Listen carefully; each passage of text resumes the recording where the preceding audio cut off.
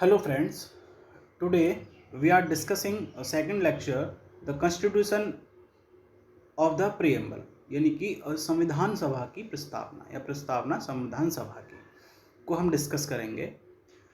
Let's be read preamble.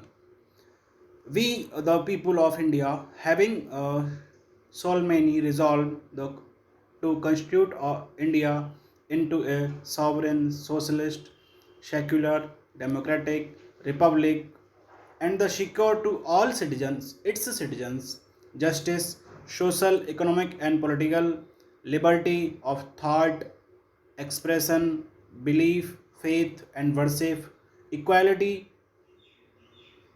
of status and of opportunity, and to promote among them all fraternity, ensuring the dignity of the to the individual and the unity and integrity the nation. In our constituted assembly this 26th day of November 1949 do hereby adopt, enact and give to ourselves this constitutions. अर्थात इस प्रस्तावना के अंतर्गत जो भी elements हैं वो उसको दिखाते हैं, हमारे संविधान के उद्देश्यों को, संविधान के जो कॉन्स्टिट्यूशनल वैल्यूज़ हैं उनको डिस्क्राइब करते हैं. जैसे कि सॉवरेन का अर्थ है यहाँ पे एक सुप्रीम पावर, एक सर्वोच्च ऐसी शक्ति जिसके अंतर्गत हम संप्रभु हैं, जिसके अंतर्गत हम सारे डिसीजन एक्सटर्नल रूप से और इंटरनल रूप से खुद लेते हैं, हम पर किसी भी तरह का कोई प्रेशर नहीं है. उसके बाद सोशलिस्ट यानी कि हमारी जो विचारधारा है, हमारी जो व्यवस्था है, चाहे वो सरकार की नीतियां हों, चाहे वो समाज की व्यवस्था हो, वो कैसी है, समाजवादी है. समाजवाद का अर्थ है यहाँ पर सभी को समान दृष्टि से देखना, समान दृष्टि से उनके अधिकारों, उनके कर्तव्यों की रक्षा करना.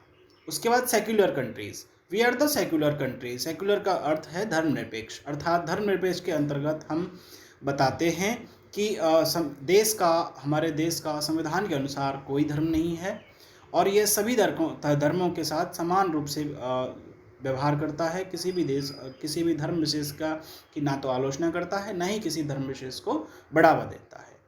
एंड नेक्स्ट जो इसका कॉन्स्टिट्यूशनल वैल्यूज़ है वो है डेमोक्रेटिक यानी कि हमारी जो व्यवस्थाएं हैं वो प्रजातंत्रीय तरीके से नियुक्त होती हैं. अर्थात जो शासन की शक्ति है, शासन की अंतिम सत्ता की शक्ति है, वो किसके पास है, वो जनता के पास है. जनता ही सर्वोच्च होती है, जनता ही शासन को चुनती है, जनता ही शासन करती है.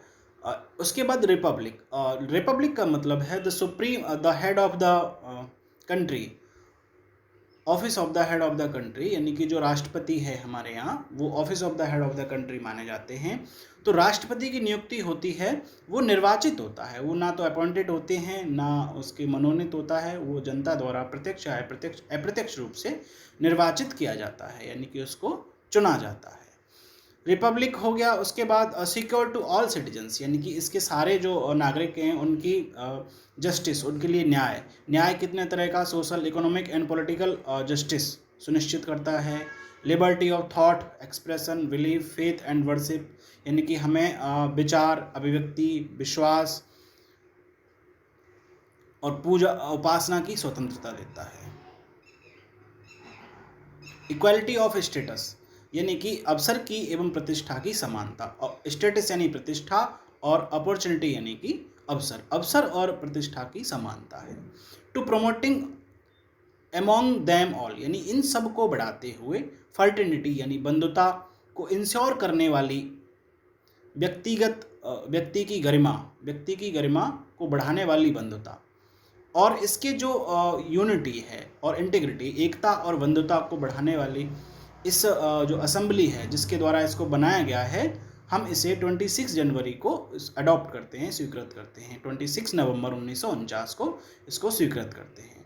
तो इस तरह से प्रस्तावना के अंतर्गत हमारे संविधान के नैतिक एवं सभी प्रकार के मूल्यों को बढ़ावा दिया गया है. नैतिक एवं जो भी प्रशासनिक मूल्य हैं, जो भी राजनीतिक मूल्य हैं, उन सबको बढ़ावा दिया गया है. तो ठीक है स्टूडेंट, आज का लेक्चर हम यहीं समाप्त करते हैं. अगले लेक्चर में हम इसके भागों, इसके अनुसूचियों, इसके अनुच्छेदों की एक ब्रीफ यानी कि एक चर्चा करेंगे.